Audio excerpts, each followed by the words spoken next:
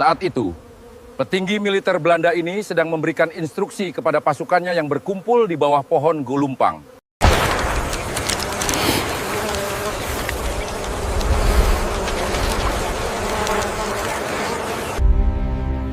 Hingga akhirnya, seabad berlalu, keturunan Tekunyak Raja Imum Lueng Bata, Nuka Suan. Tekunyak Raja pada saat kejadian diketahui baru berusia 19 tahun. Darah mudanya masih panas dan jiwa patriotiknya begitu tinggi untuk tanah air, Aceh. Nukman pun menyebutkan jarak antara Tekunyak Raja yang menembak Kohler tidak begitu jauh, hanya 100 meter.